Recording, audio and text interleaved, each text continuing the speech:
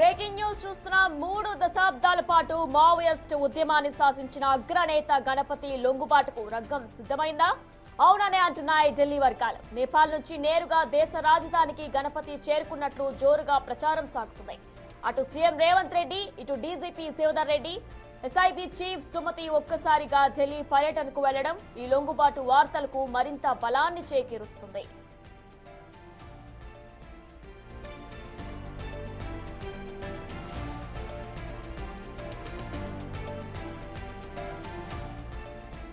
కరీంనగర్ జిల్లా బీర్పూర్ స్వస్థలమైన Muppala Lakshmana Rao alias Ganapathy Maoist party మాజీ ప్రధాన కార్యదర్శిగా దశాబ్దాల పాటు అడవినేలారు. ఇక 2018లో అనారోగ్య కారణాలతో పార్టీ బాధ్యతల నుంచి తప్పుకున్న ఆయన ప్రస్తుతం తీవ్రమైన వృద్ధాప్యం, ఆరోగ్య సమస్యలతో సతమతమవుతున్నారు. ఇక ఈ నేపథ్యంలోనే ఆయన జనజీవన స్రవంతిలోకి వచ్చేందుకు మొగ్గు చూపుతున్నట్లు తెలుస్తుంది.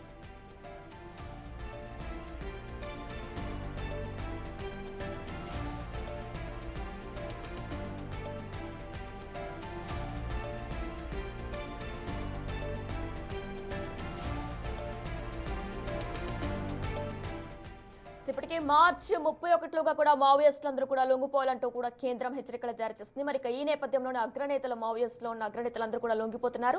మరి ఇప్పుడు గణపతి కూడా లొంగుబాటుకు రంగం సిద్ధమవుతుందంటే అవుననే అంటున్నాయి ఢిల్లీ వర్గాలు. ఇదే అంశానికి సంబంధించిన పూర్తి సమాచారం మా ప్రతినిధి శివ అందిస్తారు. రైట్ శివ, ప్రస్తుతం ఇప్పటికే మావోయిస్టులో అగ్రనేతలందరూ కూడా లొంగిపోవడాన్ని మనం చూస్తున్నాం. ప్రస్తుతం మన గణపతి కూడా లొంగిపోయే అవకాశం ఉందనుకోవచ్చా? మావోయిస్టు నేత గణపతి గురించి ఇప్పుడు తీవ్రమైన ప్రచారం అయితే జోరుగా కొనసాగుతోంది. మావోయిస్టు నేత గణపతి లొంగిపోయారు అనేది ప్రచారం జరుగుతుంది. దానిలో భాగంగా తెలంగాణ సీఎం రేవంత్ రెడ్డి ఢిల్లీ పర్యటనలో భాగంగా సీఎం రేవంత్ రెడ్డి ముందు గణపతి లొంగిపోయారు. ఆయన తీసుకుని కేంద్ర హోంమంత్రి అమిత్ షాను కలుస్తారంటూ కూడా ప్రచారం జరుగుతుంది. అయితే కొద్దిసేపటి క్రితమే సీఎం రేవంత్ రెడ్డి అలాగే డీజీపీ శివధర్ రెడ్డి కేంద్ర హోంమంత్రి అమిత్ షాతో భేటీ అయ్యారు. భేటీ అయిన సందర్భంగా దీని గురించి ప్రధానంగా చర్చించే అవకాశం అయితే కనిపిస్తుంది. అయితే మరోవైపు Shivadhar Reddy, SIB IC Sumathi, intelligence అదనపు డైరెక్టర్ విజయ్ కుమార్ కూడా సీఎం రేవంత్ రెడ్డితో పాటు కేంద్ర హోంమంత్రి అమిత్ షాను కలిశారు.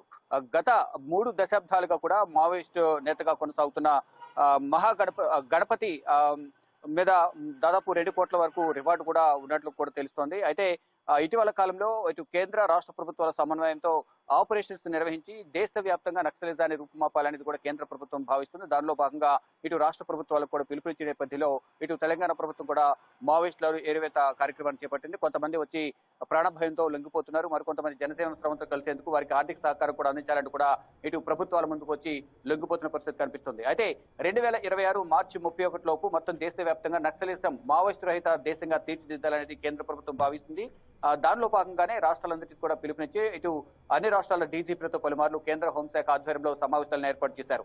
వారందరూ కూడా జనజీవన స్రవంతిలో కలవడం ద్వారా వారికి కావాల్సిన అన్ని వనరులను సమకూరుస్తాము, ఇల్లు కానీ వారికి కావాల్సిన ఆర్థిక సాయం అంతా కూడా సమకూరుస్తామనేది కూడా కేంద్ర ప్రభుత్వం మాట ఇచ్చింది. దానిలో భాగంగానే ప్రతి ఒక్కరు కూడా వచ్చి లొంగిపోతున్నారు. కొంతమంది ప్రాణాలు కోల్పోయారు, మరి కొంతమంది ప్రాణభయంతోనూ వృద్ధాప్య సమస్యలు ఎదుర్కొంటున్న నేపథ్యంలో వారందరూ కూడా వచ్చి జనజీవన స్రవంతిలో కలిసేందుకు ఇటు కేంద్ర ప్రభుత్వ ఆదేశాలు, ఇటు రాష్ట్ర ప్రభుత్వ ఆదేశాలతో వచ్చి లొంగిపోతున్నారు. వారందరి మీద ఉన్న రివార్డు కూడా తిరిగి వారికే ఇచ్చే విధంగా కూడా చర్యలు తీసుకుంటున్నట్లుగా కూడా ప్రధానంగా తెలుస్తుంది. ఇక నక్సల్ ఉద్యమంలో కీలక పాత్ర పోషించారు మావోయిస్టు నేత అగ్రనేత గణపతి. ఇక విస్తృతంగా సాగుతున్న గణపతి అలియాస్ ముప్పాల లక్ష్మణరావు లొంగుబాటు ప్రచారం సంబంధించి ఇప్పుడు ఏం జరగబోతోంది, లొంగిపోయారా లేదా అనేది కూడా చూడాల్సింది. ఢిల్లీలో గణపతి లొంగిపోయాడనే ప్రచారం అయితే జోరుగా చర్చ కొనసాగుతుంది. ఇప్పటికే తెలంగాణ పోలీసులు ఉన్నతాధికారులు ఢిల్లీలో ఉన్నారు. వారంతా కూడా సీఎం రేవంత్ రెడ్డితో పాటు కేంద్ర హోంమంత్రి మీనాబాగ్ లో ఉన్న కేంద్ర హోంశాఖ మంత్రి అమిత్ షా నివాసానికి వెళ్లి చర్చలు జరుపుతున్నారు. అంటే ఆయన లొంగిపోయాడు కాబట్టి ఆ సమాచారం కేంద్ర హోంమంత్రి అమిత్ షాకు ఇచ్చి ఇక్కడ నుంచి వారికి అప్పగిస్తారా, లేకపోతే ఇక్కడ నుంచి తెలంగాణకు ఈ గణపతిని తరలిస్తారనేది కూడా చూడాల్సింది. దీనికి సంబంధించి అధికారిక ప్రకటన కూడా మరి కాసేపట్లో వచ్చే అవకాశం అయితే కనిపిస్తుంది. సుమారు 5 దశాబ్దాలుగా మావోయిస్టు ఉద్యమంలో కీలకంగా పనిచేశారు గణపతి.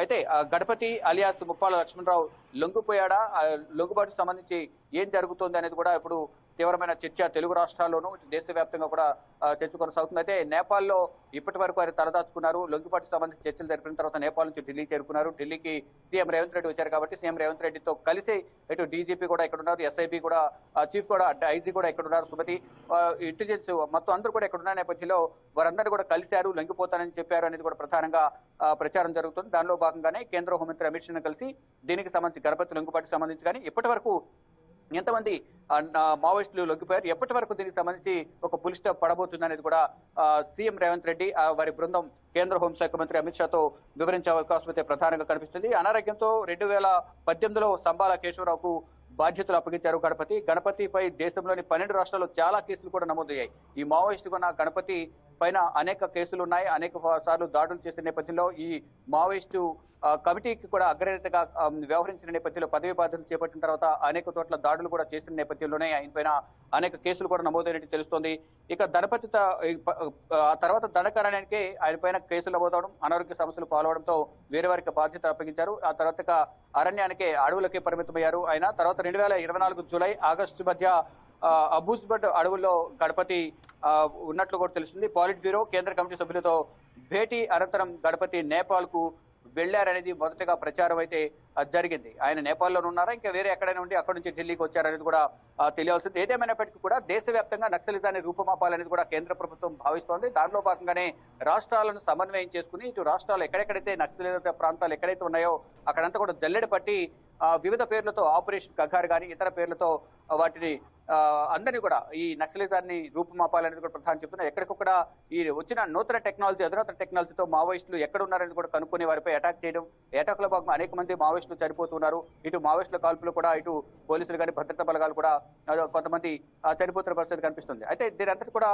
మొత్తం అందరూ కూడా అనేక మంది భయపడుతున్నారు. కొంతమంది వృద్ధాప్య సమస్యలు, కొంతమంది భయపడి ప్రాణాలు కోల్పోవడం కన్నా జనజీవన సమస్యలు కలవడం బెటర్, ఇప్పటివరకు చేసింది చాలు అనుకుంటా వారందరూ కూడా అనుకుంటూ వారంతా కూడా భావిస్తున్నారు. దానిలో భాగంగా అంటే వారు లొంగిపోకపోయినప్పటికీ కూడా ఒక డెడ్ లైన్ అనేది కేంద్ర ప్రభుత్వం పెట్టింది కాబట్టి ఆ డెడ్ లైన్ లోగా అయితే లొంగిపోవడం లేదా ప్రాణాలు కోల్పోవడం ఈ రెండే వారి ముందు ఉంది కాబట్టి లొంగిపోవడానికే ఎక్కువగా అందరూ మొగ్గు చూపుతున్నారు. అంటే నక్సలిజం ఇక ముందు కొనసాగే అవకాశం ఉండదు అనేది కూడా అందరూ భావించారు కాబట్టి అందరూ లొంగిపోవడానికి సిద్ధంగా ఉన్నారు. ఇటు మహారాష్ట్ర కానీ ఛత్తీస్గఢ్, ఒడిశా, ఇతర రాష్ట్రాలు, తెలంగాణ, ఇటు ఆంధ్రప్రదేశ్, ఇతర రాష్ట్రాలు అన్ని రాష్ట్రాలు కూడా మావోయిస్టు ప్రభావిత ప్రాంతాలు ఎక్కడైతే ఉన్నాయో ఆ ప్రభావిత ప్రాంతాల అడవుల్లో నివసిస్తున్న ఈ మావోయిస్టులు ఎవరైతున్నారో వారందరూ కూడా వచ్చి లొంగిపోతున్నారు. ఇప్పటికే అనేక మంది ఇప్పటి వరకు చాలా మంది ప్రాణాలు కోల్పోయారు. ఇలా ప్రాణాలు కోల్పోవడం కన్నా వెళ్ళి మర్యాదపూర్వకంగా లొంగిపోవడం ద్వారా కొంత మర్యాద దక్కుతుంది అనేది కూడా ప్రధానంగా వారందరూ కూడా భావిస్తున్నారు. దానిలో భాగంగానే సీఎం రేవంత్ రెడ్డి ముందు ఈరోజు లొంగిపోయారు అనే ప్రచారం జరుగుతుంది. కానీ దానికి సంబంధించి ఇంకా అధికారికంగా తెలియాల్సి ఉంది. ఇంకా ప్రధానంగా చూసుకుంటే తెలంగాణ డీజీపీ శివధర్ రెడ్డి గణపతి లొంగుబాటు తీసుకు కూడా కొన్ని కథలో గతంలో కొన్ని కీలక వ్యాఖ్యలు కూడా చేశారు. అంటే త్వరలోనే గణపతి లొంగిపోతారు అనేది డీసీపీ కూడా వ్యాఖ్యలు చేశారు. అప్పటి నుంచి కూడా గణపతితో చర్చలు జరుపుతున్నారు. అంటే ఏదైతే పదవి చీఫ్ నుంచి తప్పుకున్న తర్వాత మావోయిస్ట్ అగ్రనేతగా అనారోగ్య సమస్యలు అతను తప్పుకోవడం, వేరే వారికి ఇవ్వడం, తర్వాత ఆయన పేరు కేసులు ఉండడం, ఈ అడవుల్లోకి పరిమితం కావడం, అక్కడి నుంచి నేపాల్కు వెళ్లిపోయారు అనేది ప్రచారం జరుగుతున్న నేపథ్యంలో మావోయిస్ట్ ఏరియాకి సంబంధించి కార్యక్రమాలు కొనసాగుతున్న సందర్భంలో డీజీపీ కూడా త్వరలోనే గణపతి కూడా లొంగిపోతారు, మావోయిజం పూర్తిగా నిర్మూలిస్తాం తెలంగాణలో కూడా ఆయన తెలిపిన నేపథ్యంలో అప్పటి నుంచి కూడా చర్చలు జరుపుతున్నారు. చర్చలను కూడా సఫలమైనట్టు తెలుస్తుంది. ఈ తెలంగాణ ప్రభుత్వం కూడా కరిగుట్టలో కానీ ఇతర ప్రాంతాల్లో ఎక్కడైతే మావోయిస్టులు నక్కి ఉన్నారో అక్కడ వారందరికీ కూడా ముందుగా సామరస్యపూర్వకంగా చెప్పడం, లొంగిపోవాలని, లేని పక్షంలో వాళ్ళంతా ఎదురు తిరిగిన నేపథ్యంలో ఎన్కౌంటర్ చేయడం ఇదంతా కూడా జరుగుతూ వస్తుంది. దేశవ్యాప్తంగా ఇటు తెలంగాణలో కూడా మావోయిస్టు రహిత రాష్ట్రంగా తీర్చిదిద్దాలనేది తెలంగాణ ప్రభుత్వం, తెలంగాణ సీఎం రేవంత్ రెడ్డి భావిస్తున్నారు. అంటే ఆయన దగ్గరే హోంశాఖ కూడా ఉంది కాబట్టి ఆయన ఆధ్వర్యంలో డీజీపీ కానీ ఇటు ఇతర ఇంటెలిజెన్స్ అధికారులందరూ కూడా వెళ్లి అమిత్ షాతో చర్చించారు. దీనికి సంబంధించి గణపతికి సంబంధించి కానీ ఇంకా ఎవరెవరు ఉన్నారు వారందరికి సంబంధించి తెలుగు రాష్ట్రాలకు సంబంధించి ఎవరైనా ఉన్నారా, తెలంగాణకు సంబంధించి ముఖ్యంగా ఎవరున్నారు, దానికి సంబంధించి మరోవైపు ఇప్పటివరకు కేంద్ర ప్రభుత్వం తీసుకున్న చర్యలు, మావోయిస్టులు ఎంతమంది లొంగిపోయారు, ఎంతమంది హతమయ్యారు అనే అంశాలపై కూడా కేంద్ర హోంమంత్రి అమిత్ షా కూడా సీఎం రేవంత్ రెడ్డికి పలు వివరాలు వెల్లడించే అవకాశం అయితే కనిపిస్తుంది. మొత్తంగా చూసుకుంటే దాదాపు 50 సంవత్సరాలుగా మావోయిస్టుగా కొనసాగుతున్న ఆయన ఇప్పుడు అనారోగ్య సమస్యల వల్ల 2018 నుంచి కీలక బాధ్యతలు తప్పుకోవడం, తర్వాత లొంగిపాటుకు సంబంధించి చర్చలు జరపడం, ఇటు శివధర్ రెడ్డి చేసిన వ్యాఖ్యలను బట్టి ఆయనతో చర్చలు జరిపారనేది ప్రధానంగా అర్థమవుతుంది. ఈ నేపథ్యంలోనే ఆయన నేపాల్ నుంచి నేరుగా ఢిల్లీ వచ్చారు అనేది కూడా ప్రచారం జరుగుతుంది. ఇప్పుడు నిజంగానే రేవంత్ రెడ్డి ముందు లొంగిపోయారా, లేక లొంగిపోతానని ఏమైనా మాట ఇచ్చారా? ఒకవేళ లొంగిపోతానని కనుక సమాచారం ఇస్తే ఆ సమాచారం అనేది కూడా ఆయన దగ్గర నుంచి తీసుకున్న సమాచారం కానీ ఆయన లొంగిపోయారనే అంశాలకు సంబంధించి ప్రధానంగా సీఎం రేవంత్ రెడ్డి అందరూ వారి బృందం కేంద్ర హోంమంత్రి అమిత్ షాకు వివరించనున్నారు.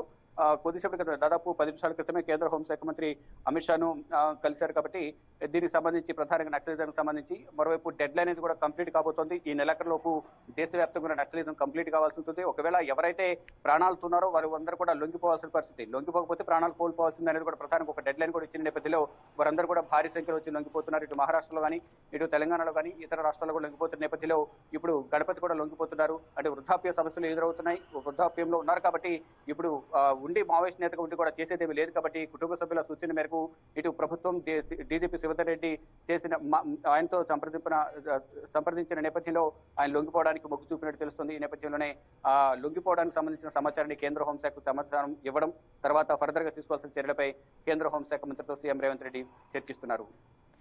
ప్రస్తుతం గణపతి మీద ఎంత రివార్డ్ ఉంది? అలానే తెలంగాణ ప్రభుత్వం దగ్గర దాదాపు చాలా మంది మావోయిస్ట్ అగ్రనేతలు అందరూ కూడా లొంగిపోతున్నారు. అలానే గణపతి ఒకవేళ లొంగిపోతే గణపతితో పాటు ఎవరెవరు లొంగిపోయే అవకాశాలు ఉందనుకోవచ్చు? ఆయనతో పాటు ఉన్న దళం ఏదైతే ఉందో ఆ దళం సంబంధించిన సభ్యులందరూ కూడా డెఫినెట్ గా లొంగిపోయే అవకాశాలు కనిపిస్తున్నాయి. అంటే డెడ్ లైన్ ప్రకారం గత సంవత్సరం 2 సంవత్సరాల కాలంగా మావోయిస్టుల ఏరువేత కార్యక్రమం కొనసాగుతుంది. దాంట్లో ప్రాణాలు కోల్పోవడమా, లొంగిపోవడమా, ఇదే రెండే వారి ముందున్న ఆప్షన్లు. ఒకటి లొంగిపోవడం, లొంగిపోతే మాత్రం ప్రాణాలతో బ్రతికుంటారు. లేని పక్షంలో ఎట్లయినా కేంద్ర ప్రభుత్వం ఇటు రాష్ట్ర ప్రభుత్వాలు చేసే ఎన్కౌంటర్లో ప్రాణాలు కోల్పోవాల్సిన పరిస్థితి వస్తుంది. ఇక రివార్డుకు సంబంధించి ఇటు గణపతి పైన దాదాపు 1 కోటి నుంచి 2.5 కోట్ల వరకు కూడా రివార్డు ఉన్నట్లు కూడా తెలుస్తోంది. అయితే ఈ రివార్డుకు సంబంధించి గతంలో కొన్ని నిబంధనల ప్రకారం ఇచ్చిన రివార్డు అనేది వారికే ఇస్తారా అనే కొంత ప్రచారం కూడా జరుగుతోంది. ఎవరి పేద ఎంత రివార్డు ఉంది, దాంట్లో కొంత పర్సెంటేజ్ ఇస్తారా, లేకపోతే వారికి ప్రకటించినంత ఇస్తారా, అసలు ఏం జరుగుతుంది అనేది కూడా ఇంకా అధికారికంగా తెలియాల్సింది. అంటే ఇప్పటి వరకు లొంగిపోయిన మావోయిస్టులకు అటువంటి ఏమైనా ఆర్థిక సహకారం అందించిందా లేదా అనేది కూడా తెలియాల్సి ఉంది. కానీ ఇప్పుడు గణపతి అనే వ్యక్తి 50 సంవత్సరాలుగా అతని ఇటీవల ఆయన సోదరుడు కూడా ఈ ఒక పిలిపించారు, త్వరగా లొంగిపోవాలని పిలుపునిచ్చిన నేపథ్యంలో ఇటు వృద్ధాప్యం పైబడ్డం కానీ, అనారోగ్య సమస్యలు, మరోవైపు అంటే ప్రధానంగా ఒక డెడ్ లైన్ పెట్టిన నేపథ్యంలో డెఫినెట్ గా అందరూ కూడా వచ్చి లొంగిపోవాల్సిందే. లొంగిపోవడం మినహా వారి దగ్గర ఉన్న ఆప్షన్ లేదు కాబట్టి ఎదురు తిరిగితే ప్రాణాలు కోల్పోవాల్సిన పరిస్థితి ప్రజెంట్ సిచ్యువేషన్ లో ఉంది. ఈ నేపథ్యంలో ప్రతి ఒక్కరు కూడా లొంగిపోవడానికి మొగ్గు చూపుతున్నారు.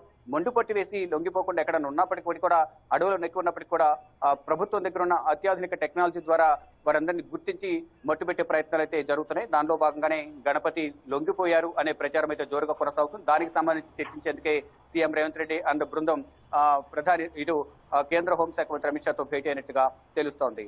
Vinay. Right Shiva, thanks for the live details.